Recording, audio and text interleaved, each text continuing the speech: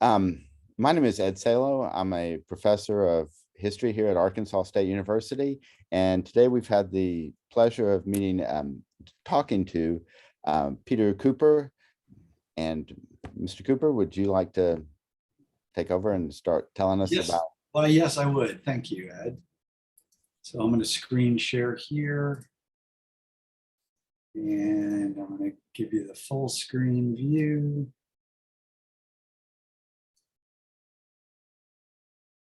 So I like talking about the general history because I think it's important for people to understand that we all go way back with sequential art. This is a fine example of it.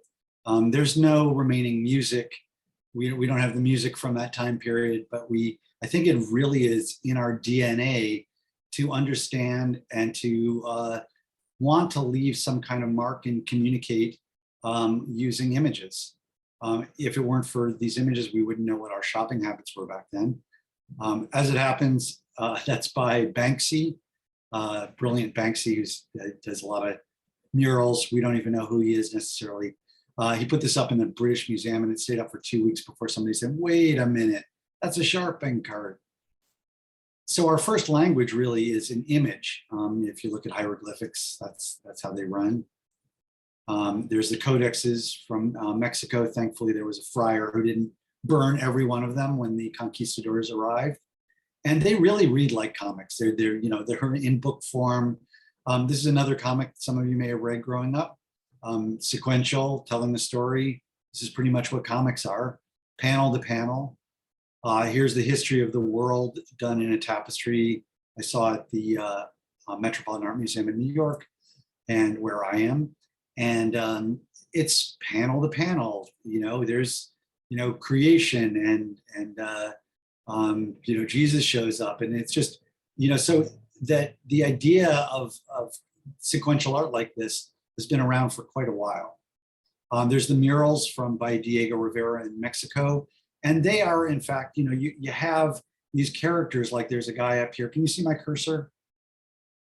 You see my cursor? All right, well, anyway, guy up in the upper left, this creepy character, he shows up again down middle bottom, and there's a you have Cortez on a horse on the left, then he's down the bottom, like trading in, and then the horrible history of the conquistadors in Mexico, and it's all this is comics too, if you call it comics as sequential art. It doesn't have to have words necessarily.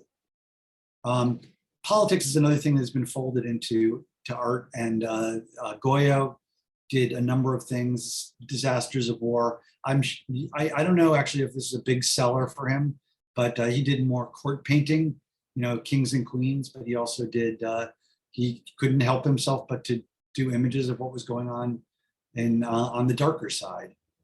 This is Daumier's King Louis Philippe in France. We got Daumier, the cartoonist, spent 6 months in jail for doing this cartoon. On the brighter side, there was Thomas Nast in the United States, who in the 1800s did these portraits of Boss Tweed. And if you've ever seen the movie The Gangs of New York, Boss Tweed shows up there. And he was a political figure at the time in New York City, and he was helping his constituency a lot, but he also was robbing the treasury. And when he fled the country with his filthy lucre, the stolen money, he got caught in Portugal, and they recognized him from Thomas Nast's drawings, and Boss Tweed ended up dying penniless in jail. Woohoo for cartooning. There were magazines that published this. This is from 1915, The Masses.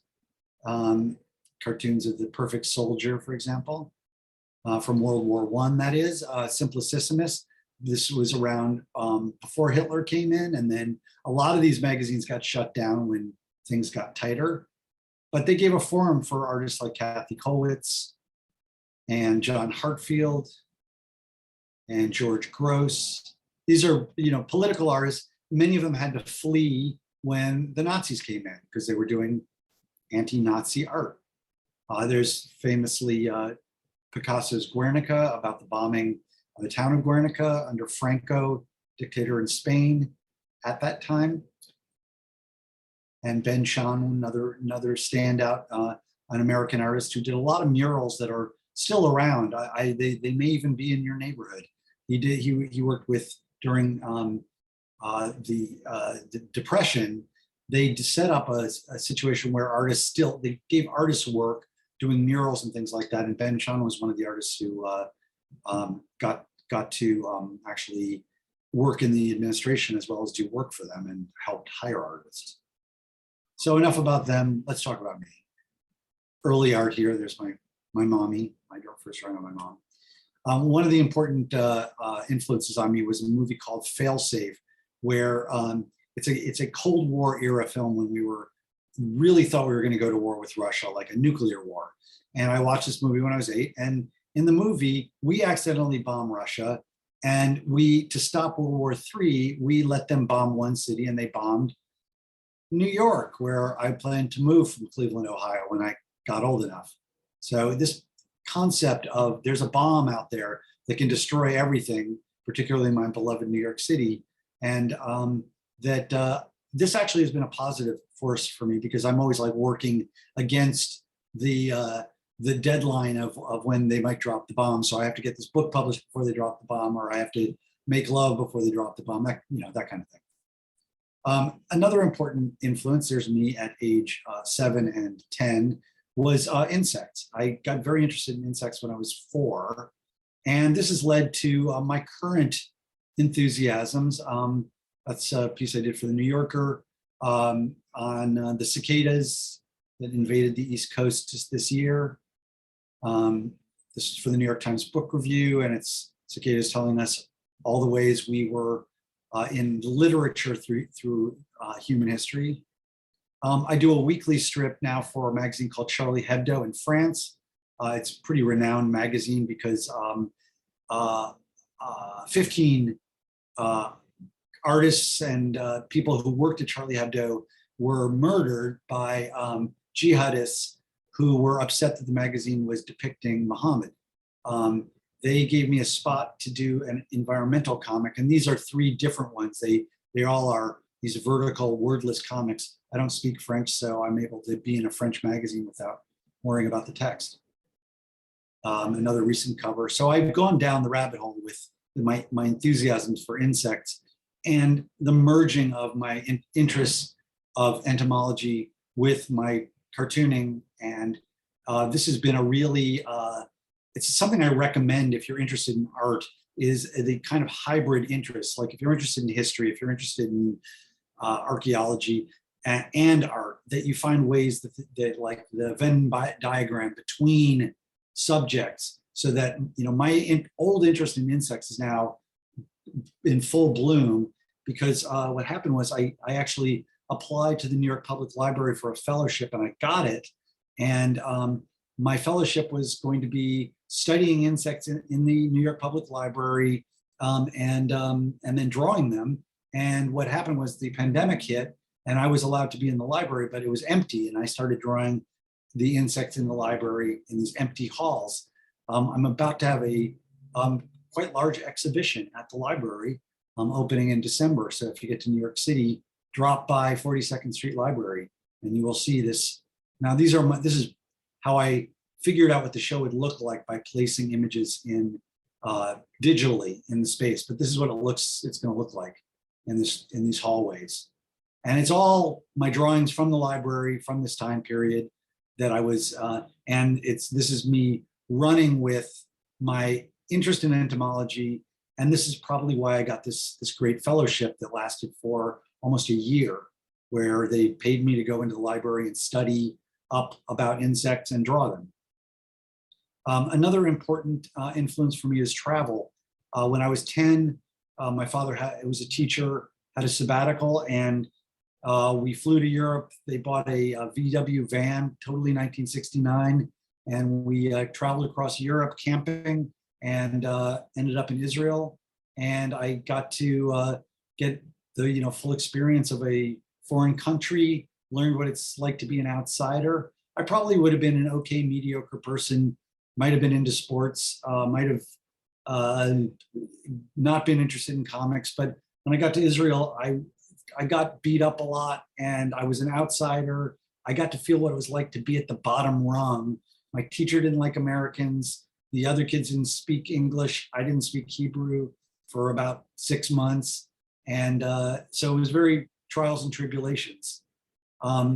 But travel got into my system because I had seen the world outside the United States really opened the door on the big world out there. And my wife and I, decades later, after I lived in Israel, went to Africa and Southeast Asia. And I kept a sketchbook and got this book out of it.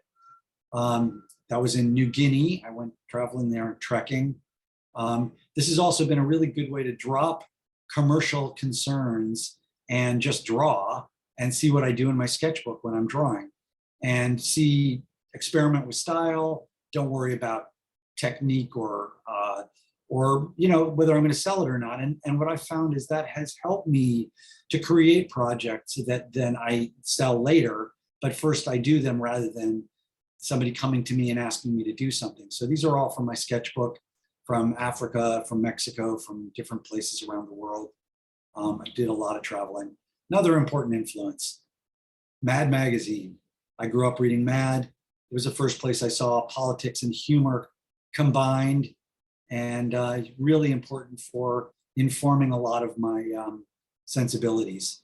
And in a curious bend of evolution, I ended up being asked if I wanted to try out for Spy versus Spy, these two guys who are constantly fighting each other. It's a Cold War era comic. It was created in 1961 by a Cuban artist who fled Cuba around at the time of the Cuban Missile Crisis and all these interesting events. And he did a wordless comic, and I'm really into wordless comics. And he died, and they just before he died and had stopped doing it, they asked me if I wanted to try out for it. Well, his style looked like that black and white one.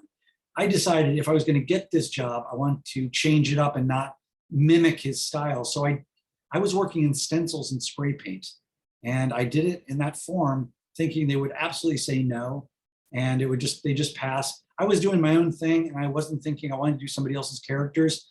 As it happened, I wasn't against doing that because I did my final issue.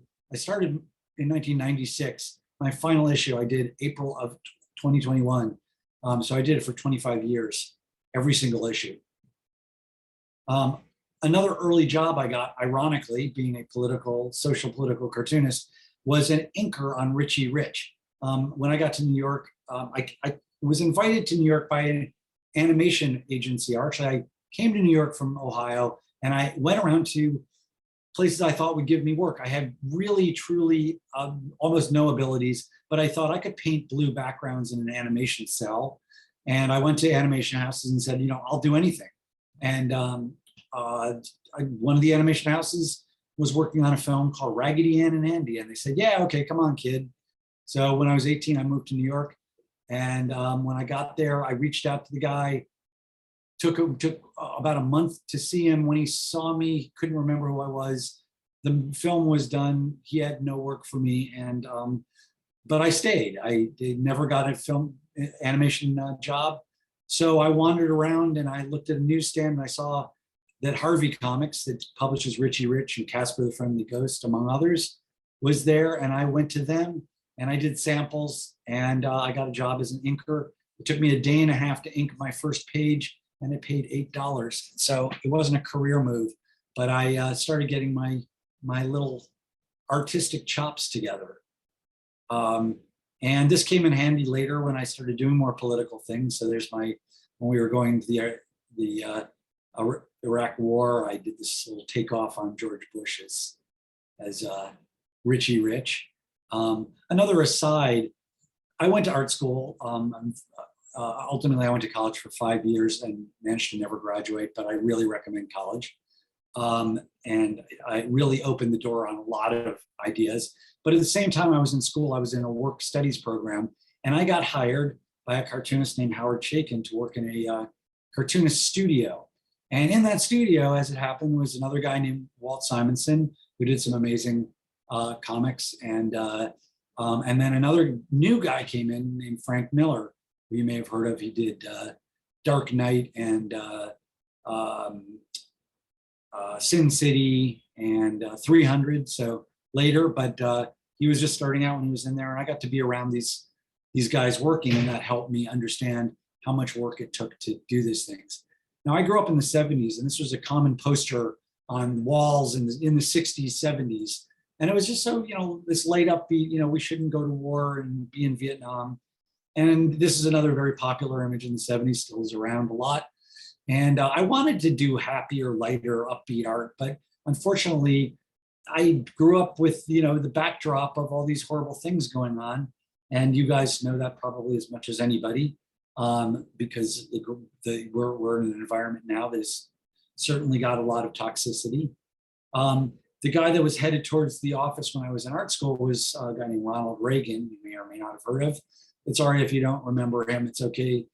He didn't remember himself at the time, but he did promise a less bureaucratic shadow government, thankfully. The Onion, highly recommended newspaper. So my friend and I were in art school. Is a friend that I knew in Cleveland. He had moved to New York as well. We were really into comics. And when I say really into comics, we went to comic conventions starting when we were 11. And we started doing a fanzine, and we interviewed comic artists. And basically I read comics and thought about comics, but aside from my inability to draw, my enthusiasm was 100%. So he and I did a fanzine in Cleveland, Ohio, and we were still interested in publishing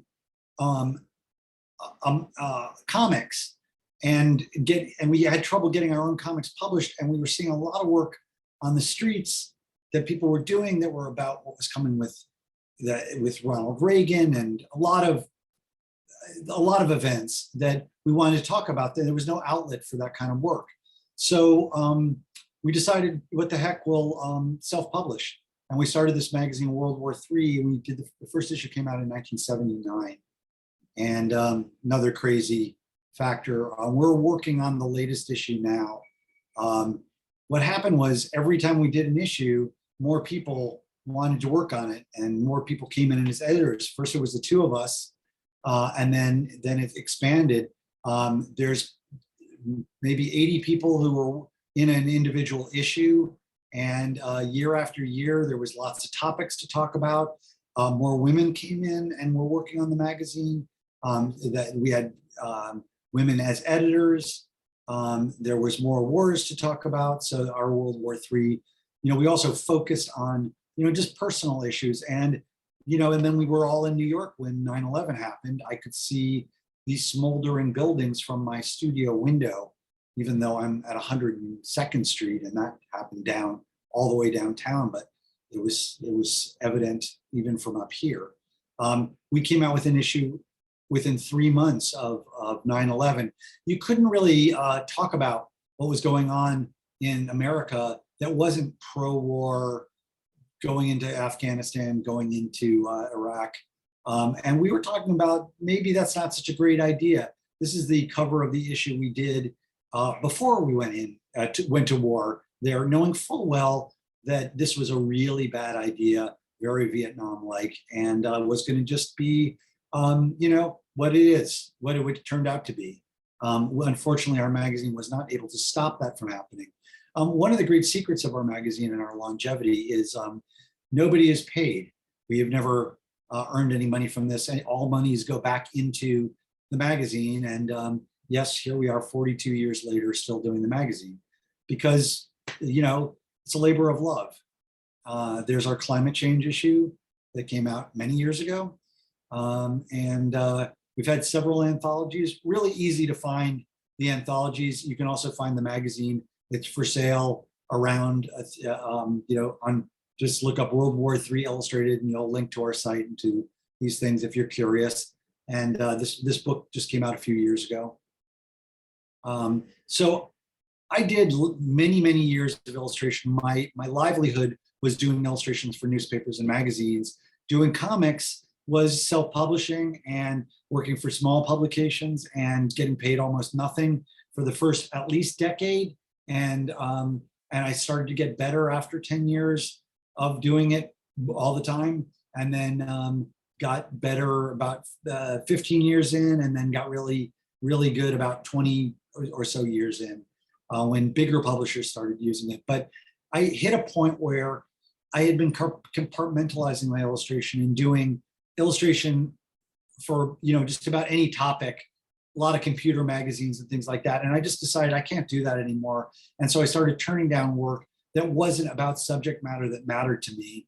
And at first, my career kind of tanked, and then it started going up because I got called to do the kind of work that I was most skilled at, that was also using my not just my hands and style, but also using my concepts. And so a cover for Time magazine, this was a same day job. They would call me up in the morning. I'd have to deliver this finished art by the end of the day.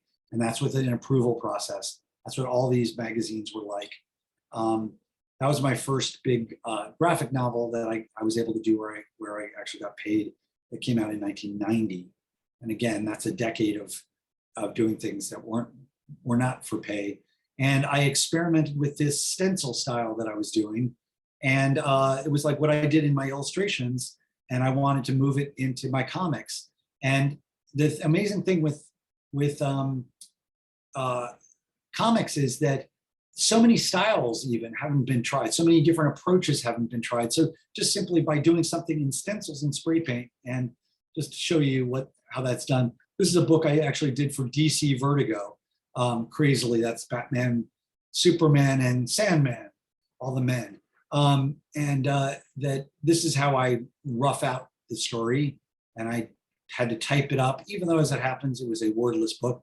That's a tiny little booklet that I do. I do these 1/3 size booklets, that same size. Then I blew this up, enlarged it 25% as a photocopy, and cut a stencil. That is what a stencil looks like. It's literally holes in the paper. And then you're seeing the spray paint on that paper. And when you spray it with red paint and then not move the stencil and spray it with black paint, it looks like this. And then I went in and I sprayed it on watercolor paper.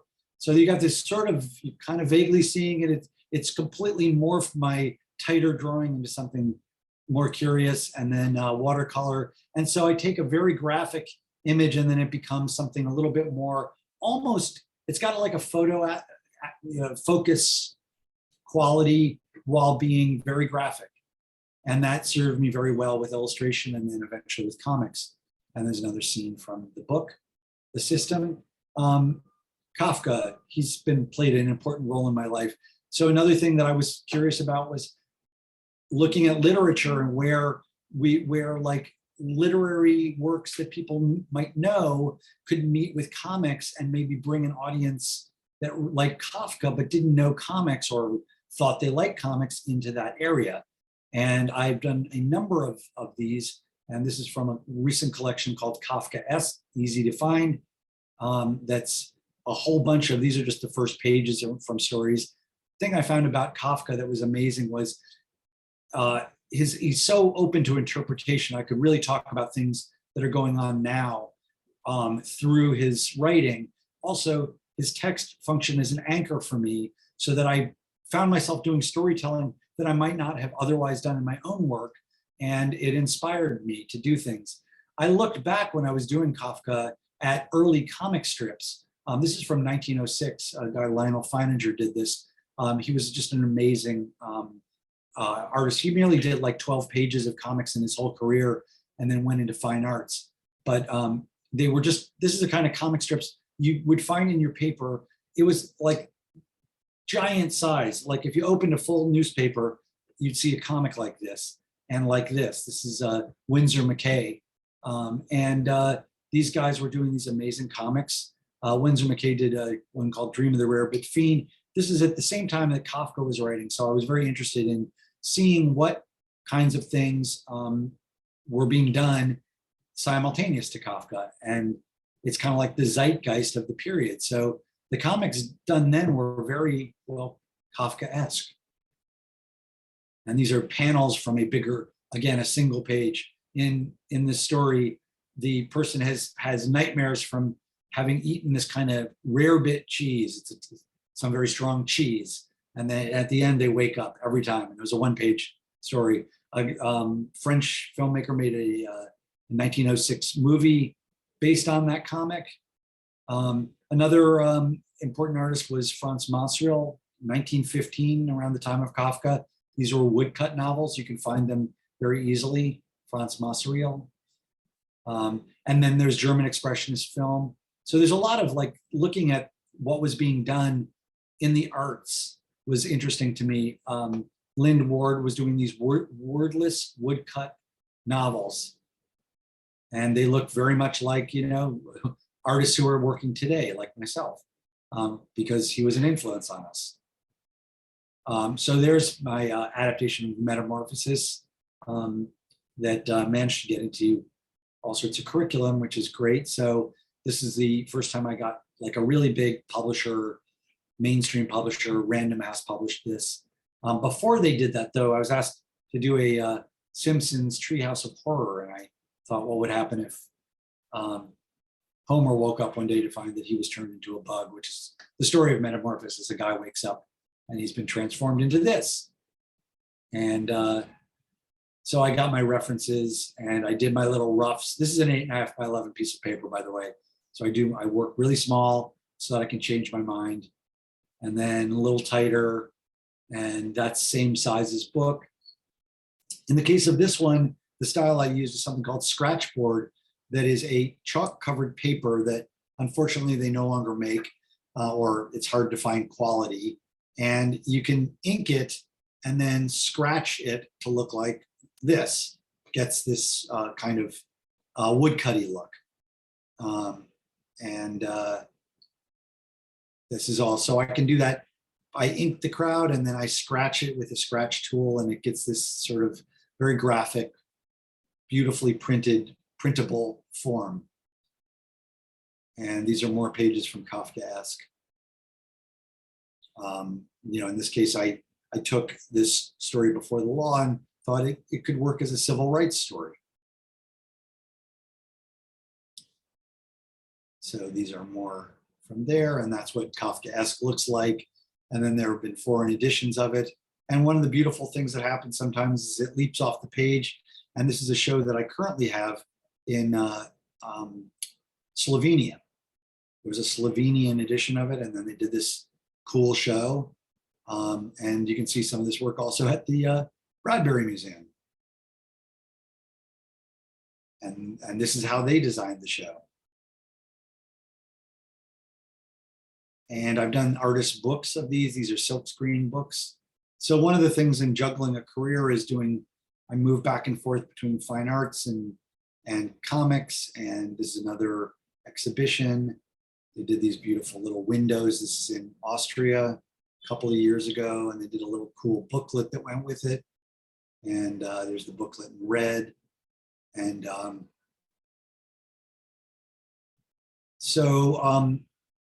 I mentioned that when I was 10, I lived in Israel for a year and got my ass kicked a bunch, and got to feel like an outsider and be at the bottom of the totem pole of school.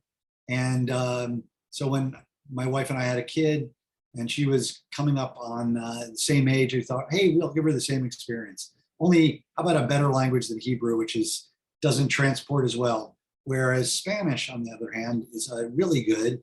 This was in 2006 when my daughter was 9, and we moved to this town called Oaxaca. It's spelled strangely, but that's the name of it. And I did a lot of drawing in my sketchbook. This is kind of how I draw over a period of time in black and white and then in color. Nonetheless, you know, the bomb is always in my thoughts, helps speed me along while I'm working in my sketchbook, so I don't relax too much. Weird thing happened. We didn't do our homework, hadn't checked out that there happened to be this strike going on in Oaxaca. And it was an annual strike. They've been going on for 25 years every year. Teachers would strike. They'd take over the town center. They'd be there for 2 weeks. The government would give them a little pay raise and they go home. This year, the new governor decided to attack the teachers. They decided to say, you know, drop the F-bomb and stick around for 7 months. And the police responded, the governor responded by shooting at them.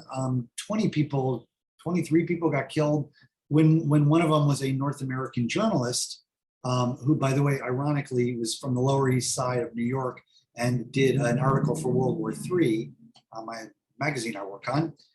He was killed and in fact filmed himself being killed. He was running towards gunfire with a movie camera and was shot. Then suddenly it was an international incident. Federal troops showed up, and I thought I was going to have a little break from politics and be in a small, quiet Mexican town. And it turned out that things were a little different. That's what town looked like. But I will tell you, it was such an amazing experience. The town was so cool that we decided to stay 2 years, even in the midst of this thing. And I was drawing about what was going on. Next thing I know, I'm drawing for newspapers, and it's getting published about, as kind of a reporter about what's going on. And that later morphed into an entire book that you can find yet. There's been new editions of it right up till the latest edition came out in January. It first was published in 2009. So there's been new editions. Every time I go back to Mexico, I do add new pages and it gets published, and it's bilingual too. Another book that came out of the experience there is called Ruins, or the Spanish edition, Ruinas. And I made a fictional account about our time in Mexico. And part of our time in Mexico included going to the place where all the monarch butterflies that are fluttering through from Canada down to Mexico end up by the millions. And so I did a story where I had this made-up couple moving to New York who don't have a kid but want to have one. And at the same time in the story, the monarch butterfly is migrating from from Canada to Mexico. And I did it in slightly different styles to separate the two things. So every chapter jumps between the couple in Mexico and the monarch butterfly. And you know sort of which part of the story you're in by the style. And all of this will end up in the show that I'm having at the library.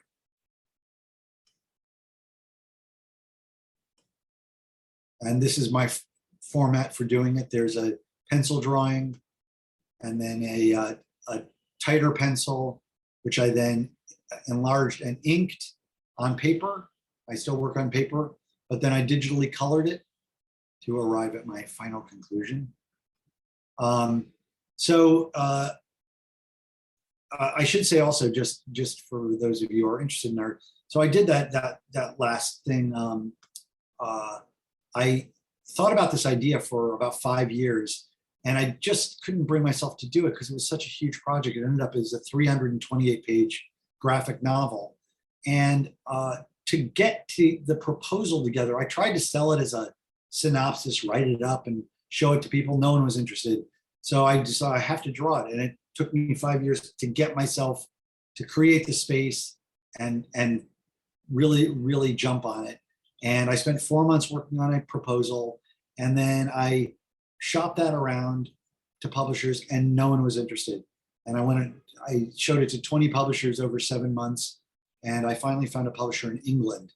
On the very bright side, the book then went on to win the Eisner Award, which is kind of like the Oscar of comics in graphic novels, and then came out in Italian and Portuguese and Spanish and French, and is part of the show I'm doing. And so it really ended up serving me to pursue something that I loved, and that I recommend. Do things that you love, because even if you don't sell them, you've done something that you loved. And if you do something that you think somebody else is going to like and nobody buys it, then you're really stuck. So you can only be assured of an audience of one. When we got back from Mexico in 2008, that was right when the crash happened, and my whole illustration career completely tanked. So I found work as an illustrator in Mexico. I did these Mexican editions of Alice in Wonderland and Through the Looking Glass, which were really a blast. I did all the design and illustrations, and I used political figures because it seemed appropriate. That's Richard Nixon. And there's my daughter, is Alice. because we were the original artist, John Tenniel, who did, the drawings from the, 1860s, 70s, used political figures of his age. So when I did it, I thought it was appropriate to use political figures from my age. So there's Stalin and Trotsky duking it out in the background, and Tsar Nicholas, and there's George Bush as the Mad Hatter. How appropriate. And there's the Jabberwocky. And I just had a lot of fun doing these illustrations. Unfortunately, they weren't paying too much, but again, I got to work on things I loved, and that was a real fun summer. And it came in handy later when I started doing my political cartoons. So at some point, I kind of morphed into a gag cartoonist. I'd pitched things to the New Yorker many times with an occasional cartoon that I would sell, and then I'd pitch for 6 months and not sell anything. And when I say pitch, I mean 10 cartoons a week, every week for 6 months. I still do that. And I pitched something yesterday and I pitched something today, neither of which went through. But this was a handy move. My last graphic novel was an adaptation of Heart of Darkness, Not the Perfume. There's Joseph Conrad, who wrote it in 1899. And I certainly had a job to do to adapt this, because it's an 1899 book with the mentality of 1899, which was pretty, there's a lot of undercurrent of racism and whatnot, the perspective of that time. So I thought, what can I do to make this work in the 21st century? So I thought, how about if I flip the perspective? And I'm drawing, as you'll notice, my style is ever changing. I really try to have the art reflect the material. So if I'm doing Kafka, woodcut seems appropriate. If I'm doing Joseph Conrad's, journal about going upriver in the Congo, my sketchbook style seems appropriate. And these are all part of what I do. So I feel really comfortable moving back and forth. So Conrad writes about how the essentially conquistadors, the Belgians, would go down there, or the French, and they're shooting it into Africa. But he didn't say who they were hitting. So I just decided I'd show that, and that would be my way of translating, like that you would see the other side, see the other perspective on it. And that was a way to not make, in Conrad's version, the Congolese are kind of a more, they're not, they're background characters, and I tried to bring them to the foreground wherever possible. So again, this is my methodology here, 8.5 by 11. To break the book down, I do it in these little thumbnails, and then I do another version of it that I take the text that I've figured out and I start drawing, and there you see the one I've circled. That then becomes, I actually make a booklet that's really tiny. It's like 1/3 size. It's yay big, so that I can turn it into, it's like 8.5 by 11, fold it in half, then cut in half, and then I staple them and make these booklets so that I can kind of read it like a book and understand the pacing. And this is a way to, for me to figure everything out, and then also have something to show the editor so that I don't move forward before I get approval on, the process if I am not just doing it for myself. So there's a more finished page, and there's then this is, again, I work on paper with watercolor, and then I add a little digital wizardry with where the type is put in afterwards, and it's my hand lettering turned into a font so that it can be edited. Because if I had to move these things around, I'm really big on the sacred 1/4 inch, where the text is going to fall, how it lays out, whether I reverse it out, etc. And if I did that in the art and I made it, I'm a terrible speller, so if I messed that up, I would be really doing a lot of corrections that would be, hideous. And there's the final book, which is now part of a show at Harvard. One of the beauties of doing original art is I have something I can sell as a physical form rather than a digital print. And so Harvard Library actually acquired all the art from Heart of Darkness, and there's a display that includes, amazingly, Joseph Conrad's original handwritten diary from being in the Congo. And I got to go up and visit and see that, which was amazing. And then there's my artwork in the background. This is a piece I did for the New York Times Book Review about the process and the horror. The horror. If you haven't seen Apocalypse Now or don't realize it's connected, that was Francis Ford Coppola's update of Heart of Darkness to the Vietnam era. Really, really worth checking out. Don't stare at this too long. It can cause blind rage. At least it does in me. And I'm most concerned about the direction we're heading. Oh, there's that nuclear bomb again. I'm constantly thinking about. So here we are at this very remarkable juncture where we don't seem to agree on much of anything. And we're being split down the middle and in 10 different pieces. And I'm trying to continue to respond to this. I may find myself responding from jail in the not so distant future. I hope not, depending on the way democracy goes. But I try to temper my approach with, sometimes I do, very extreme, rabid kind of images, and sometimes I try to do something that's has some humor to it. For example, if you're not vaccinated, please get vaccinated. So, sometimes I like to use things from my past, like this early book by Dr. Fauci, or a little art reference there, Seurat. A lot of digital rubber stamping. I can only tell you how long that took me. This is an early Winsor McCay strip from 1905 that I turned into a comic strip about the pandemic and Donald Trump's handling of it, using his very specific language. These are direct quotes from him, and I turned into a piece that I did for the New Yorker, and was actually, and by the way, I also later, it was turned into a poster that then it was a fundraiser for a group called Feeding America. You can see it feedingamerica.com, and it raised like $1,300 for that. So I'm very interested in how art can be transformative and move from one venue to another, and also actually have some effect on things. There's a prime example of one of the cartoons I pitched to the New Yorker that they weren't interested in, but I just posted it, so what the hell. So I'm just in a constant flow of responding to what's going on through my art, and then trying to find outlets for the things I do.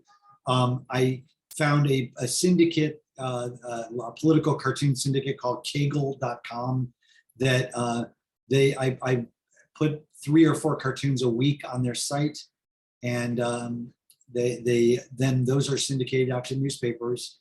So I don't even know where they get published; they just get around. And this way, it's kind of like, normally pre-computer internet, I would do these things and they would end up in my drawer. If I couldn't sell them to a magazine, it just never got anywhere. There's my old illustration style that was so popular, something I did for Time magazine. So we're now in a really wild place, like as we've never been in human history, in fact.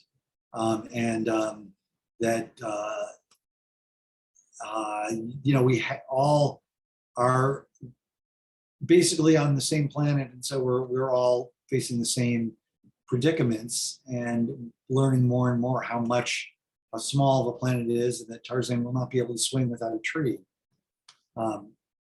This could be my beautiful New York City in X period of time. And one of the things that travel has given me the opportunity to understand is, like, I visited the rainforests in Guatemala and revisited the rainforests in Guatemala, and found that a lot of things were missing, and that getting to see firsthand the impact of, say, clear cutting. So yes, I screen. We'll play on words. There's another New Yorker cartoon, because nobody likes "and I told you so." So yeah, ranting and raving is no fun, really. And I really do hope that these ideas matter, that they change hearts and minds that, or maybe just give you a good laugh while, I try to be positive, but it doesn't always work, so this is my version of positive, unfortunately. Another show, and again, the way these things sort of can jump out. This is right now going on at the Billy Ireland Museum at Ohio State. It's a show on environmental cartooning. So one of the beauties of art is it doesn't always have to show things the way they are. You can show things the way you like them to be. And I do try to think of imagery that is more positive. I do tend towards doom and gloom, but I can also draw nicer things that suggest hope and healthcare and wisdom that we certainly very deeply have. And the ability to play music and to connect with one another through art and literature and science and history. And that's the music I'm hoping to play, and I'm hoping you will listen to. This was a sign in Mexico that said, the revolution will not be televised, but I believe it will be illustrated. And that's the most recent issue of World War III. And on that note, I will stop screen sharing. Wow, that was really great. And I had a big long list of questions, and you answered about everything. So. Oh, okay. Sorry, I didn't mean to. No, that's great. Get you out of a job. No. But I did have a few questions that I kind of, if you've got a few more minutes. One is, what comics did you read early on in your life? You said you were a big comic fan. You had a fanzine. What were you reading as a youngster? Thor, Jack Kirby, Stan Lee, Fighting the Wrecker. It was like a nondescript character of in 1966 or 5. I loved all Harvey comics. When I lived in Israel, I read a lot in general because I not speaking the language, it gave me a big window. So then I was reading Richie Rich and Casper and all those. I never read much of Archie. That was one that kind of missed me. But then I was a superhero fan through and through, and mad. So I mean, I was really into all the superhero artists. And then probably when I started smoking pot, I got into underground comics and Robert Crumb, and started learning about a whole nother area of comics. And in fact, besides the sex and drugs, I learned about environmentalism through underground comics. There's a comic called Slow Death that came out in 1970 that was like on the first Earth Day. And they had these, dystopic science fiction things in there. So I got to see a lot of things through underground comics that gave me this understanding of other possibilities with the form that were interesting. But I kind of kept, I was in and out of the superheroes. And when I was in the studio with the other superhero artists, when Frank Miller was doing Daredevil, I got pulled back in for a bit and read those. And I certainly read Watchmen, and I teach comics as well. So I keep up with some things, but I've lost track of, miles of what's out there. But I have, sort of I haven't lost my enthusiasm for the form in general. But I started looking back at early comic strips, and I recommend that to anybody. They're just remarkable. And if you really want to see what you can do with the form, it's one of the places where that happens. So I was a really wide reader and had a huge comic collection.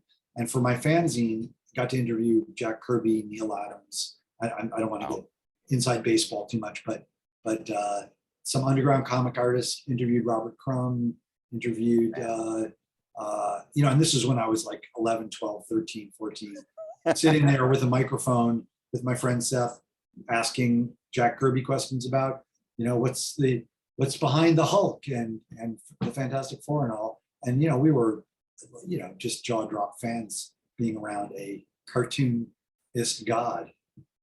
Well, and that leads me to this. Another question I written down was, you have the imagery of the bomb, atomic explosions, and that's radiation, the bomb is such a common theme in early, well, Marvel comics with the Fantastic Gamma Four. ray.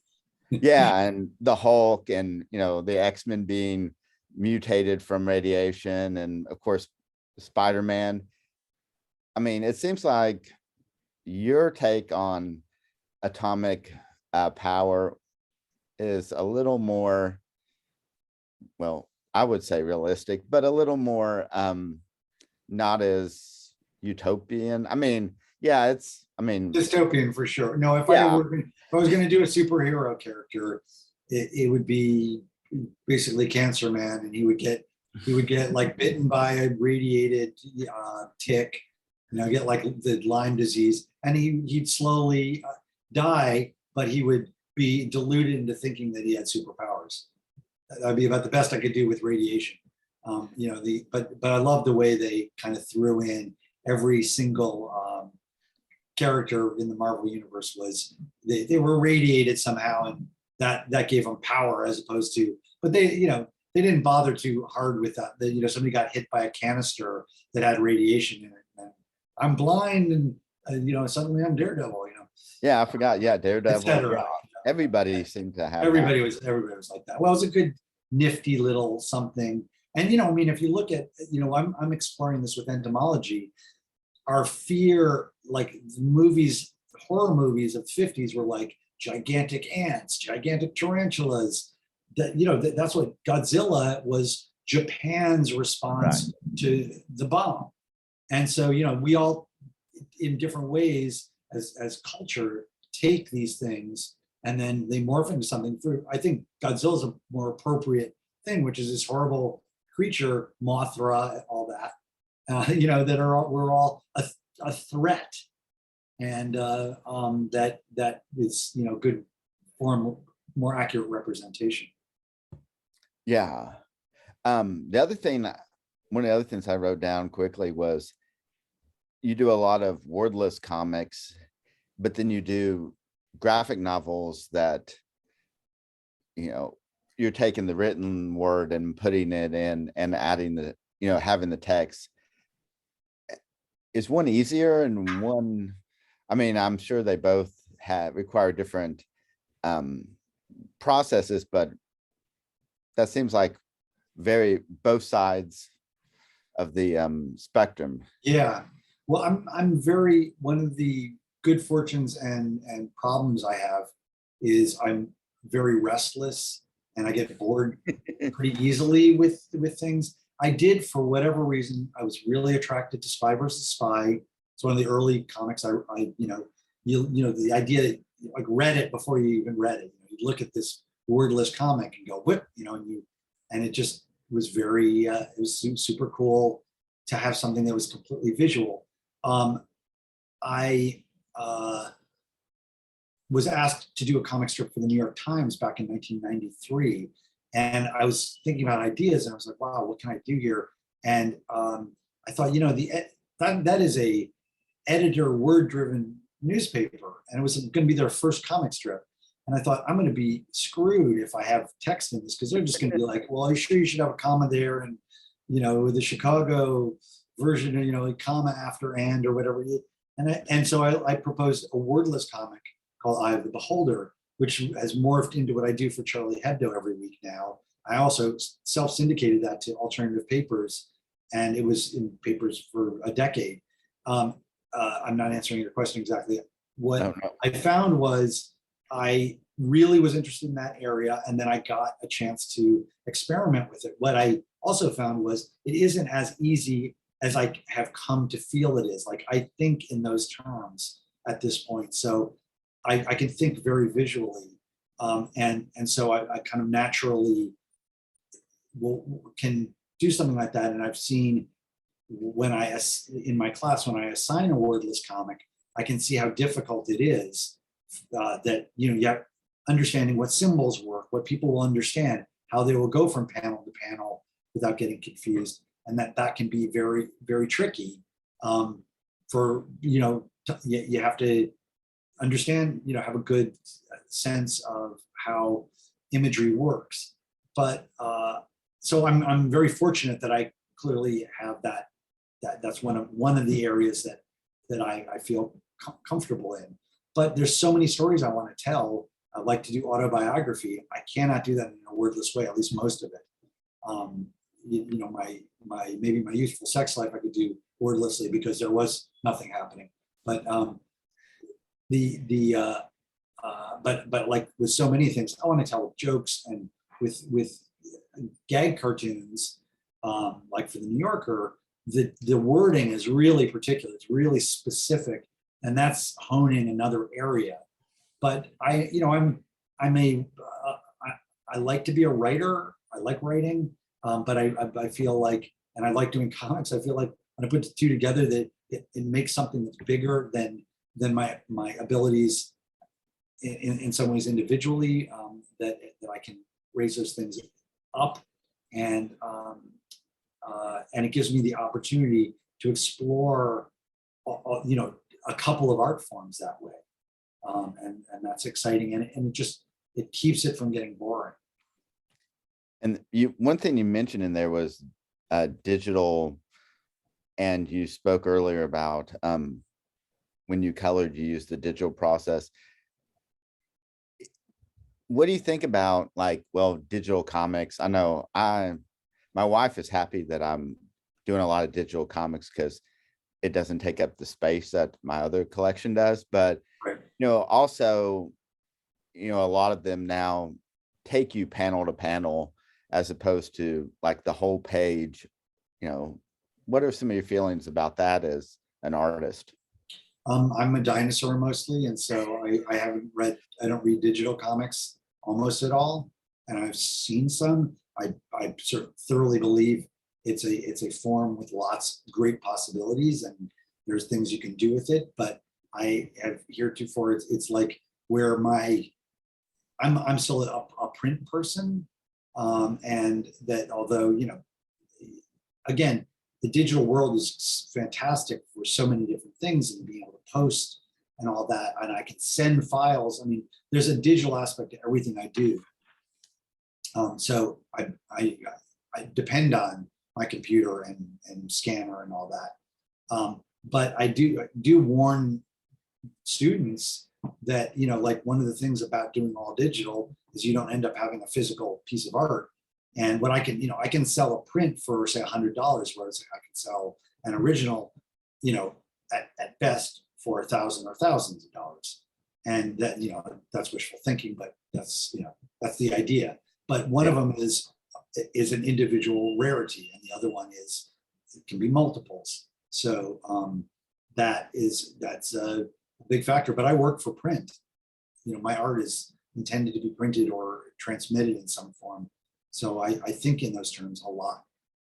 But I don't have much of a response. I also think in terms of whole page design and double page spreads, that, you know, as some of the things you saw. And so if you digitally zoom in on panel to panel, like I did with that Winsor McCay thing, you won't get a sense of the whole page. I could get away with it with that one because they were all square panels. But Right. things I'm doing with Kafka are all over the place. And so, you know, you really need to see the whole thing at once. And I know digitally you can do both, but Yeah, but it's, I mean, yeah, it's not, yeah, I'm an old school comic fan too. So I like but yeah, there is yeah, I like the smell of the paper and the original. yes. So one thing you know, I was really excited when I heard about this interview, and I've always been a big Mad Magazine fan, and Spy versus Spy I always loved, because, you know, the simpleness, no words, you can just look at it, you can get the feeling. But when you took over, did you feel, and did you get any response from people like, well, you're doing it different, you know, I don't like the way you're doing it? Was there any response taking over from someone, you know, someone else's creation? It's funny, very, very little backlash. Step one was, I really didn't want to get the job. And I literally, when I did it as in stenciled and spray paint, it was with the, they said, we'll pay you just to do a trial comic. And I did this thing that I just thought, absolutely, they'll pass on. And then when I got the job, I thought, okay, I'll do it for a few years. And again, 25 years later, it was really, really, I would have kicked myself forever if I had passed on. It would have been one of the bad moves in my life. But I got, occasionally somebody would say, I like the old original version of it, of course. And honestly, I like the old original version of it. So I never felt particularly like insulted by that. But I think that generally I got the thumbs up, and I really tried to pour a lot into it. And they gave me 2 pages, and I went from the strip would often be 1 page when in its old form. And so it would go by really quickly. And I tried to give as much bang for your buck as I could. And so like I did, the title was one piece, like the original one had a title, something going on, and then the main image. I did a third one. I added a third piece in there, which was, a third more, that was an extra part of work. But I was like, as a reader, I'm going to want to see more.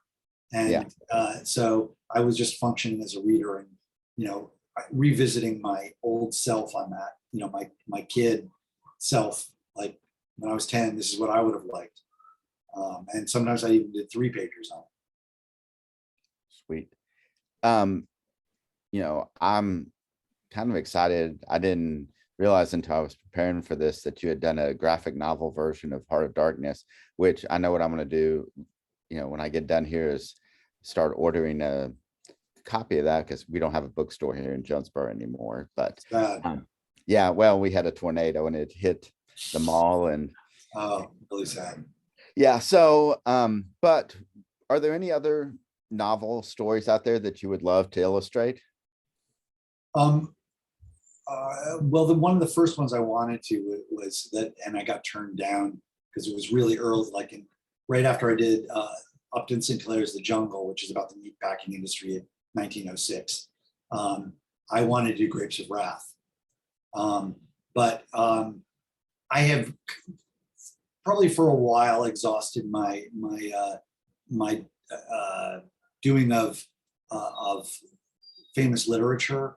And in fact, I just right now getting another book deal to do my own book, which is based on the insect drawings. That's going to be a whole hundreds of pages. It's going to take me another 2. I've been working on it for a year. It's going to take me another probably 2 years to do it. And so maybe 3 years before it comes out. So that'll be a long road of time. What happens in between? I looked at things like Rachel Carson's Silent Spring, about the environmental movement and DDT. I'm always going for the upbeat. I thought maybe, Sixth Extinction by Elizabeth Cobert, things in that area, or 1984-ish, something, which I believe has been done.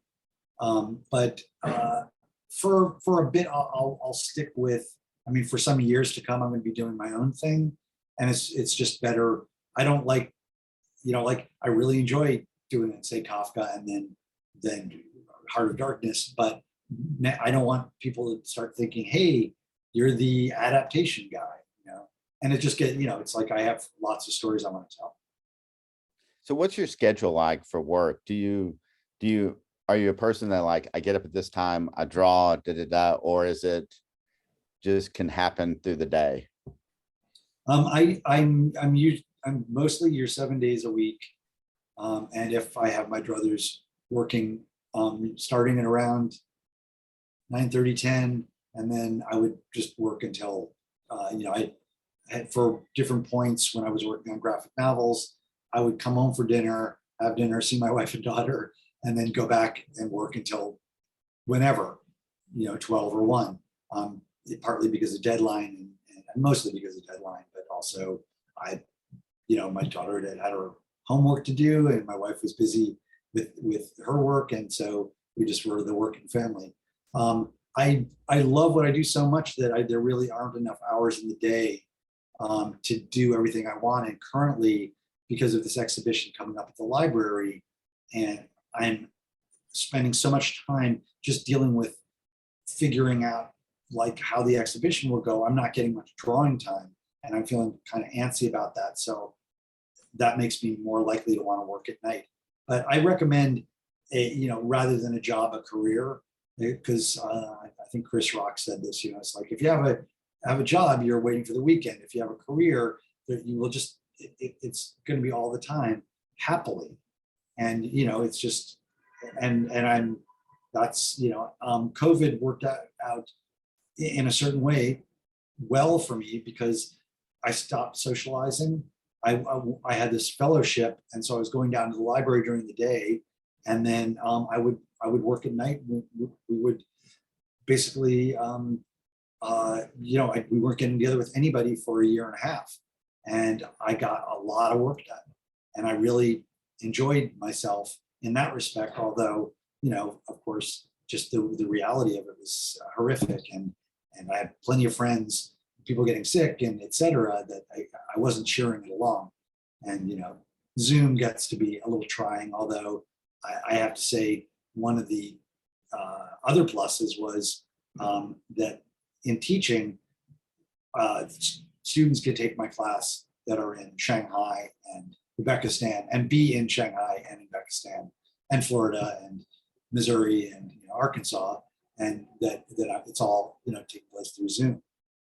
Yeah, I noticed that I attended so many lectures and talks that would only have been open to people in Washington, D.C., New York, or somewhere like that, but they put them out on Zoom, and and I was like, so I think partly we learned that, well, something I think we always knew, how to use the internet to spread out like that, but we were forced to actually do it. Everyone talked about, oh, it'll link and but no one actually did it until we were kind of forced to do it. Yeah. Well, you got to take the silver lining where you can. Right. Yeah, and yeah, I know my dogs enjoyed me working from home a lot more. As did mine. Yes. No, it was take your doggy to work, which I was doing every day. Yeah. Just looking to see if there was anything else. What would you say are your main artistic influences? I know you mentioned many in the presentation, but if you picked just a handful, who would you say are kind of, and I mean, I have, I can see that, it's changed over time, but I guess who do you like? Well, it's from a broad range of areas. Alfred Hitchcock movies were really important to my understanding of a lot of things. Jack Kirby, those superhero comics. I still, if I look at Jack Kirby, it thrills me. Robert Crumb for sure. German expressionism in general. A lot of fine art. I mean, I try to basically have the door open so that I'm like discovering new artists. There's entomologist artists that I'm finding now that are amazing. Maria Sibylla Marion is this artist from the 1600s, and I got to see her original drawings at the library from 1727, hand colored. Will Eisner was extremely important to me. It's such a long list. Then lots of writers. Kurt Vonnegut was a big influence. Kafka, John Steinbeck.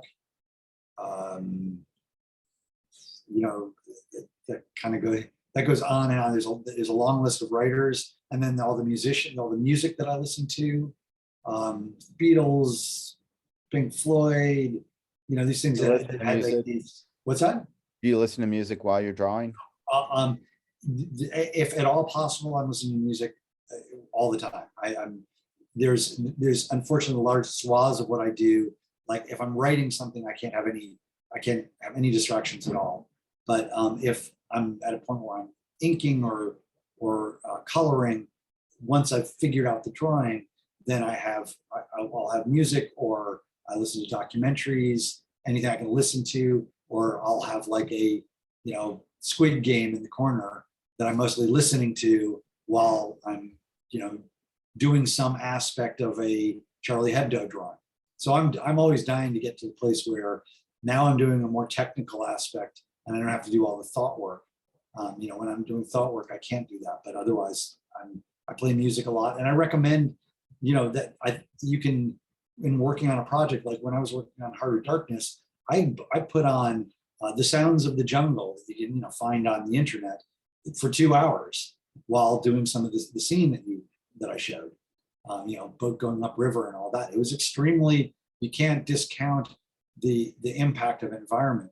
It's part of what I like about when I'm traveling, is that it's the drawings represent not just me drawing the object, but also the smells. Maybe there's a dead animal nearby, or somebody's cooking something. There's crowds of people coming around looking at me drawing. There's it's getting burned in the sun. All that comes into the drawing, and so it's a good idea to try to. I sometimes think about what music to play while working on a period piece that is appropriate for the work. It's not, everything isn't good for everything. I'm not necessarily going to want something light and upbeat to do Kafka, or maybe I do. Yeah. When you are in a foreign country or somewhere and you break out your sketchbook and you start drawing, what is usually, what kind of reactions do you get from the local populace?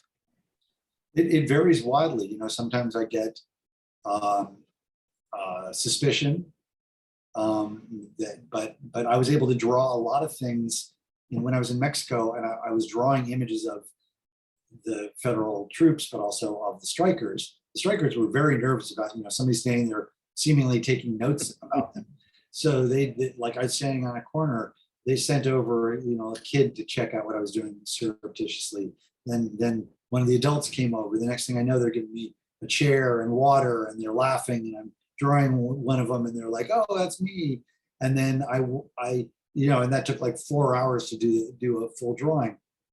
Then I walked up the street, and there was another barricade of these strikers, and I took a picture, and they surrounded me. They wanted the camera. They wanted to beat me up. And I realized the distinction between putting in the time and what you get from doing, in the case of doing a drawing, and, like snapping a picture was almost like robbery. And the drawing was basically me investing the time to be around them.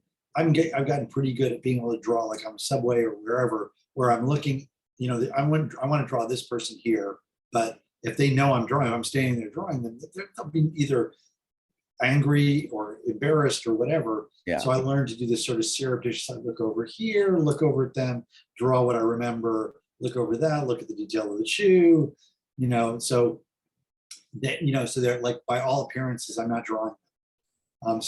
But I've used drawing like in a foreign country to draw the martini I wanted to order because I couldn't speak the language, and it worked. And that's better than my pointing at menus, though. Yeah, well, that's the other way to go. Yeah. So I think I actually have to wrap up now, but Oh, that's fine. I really appreciate it.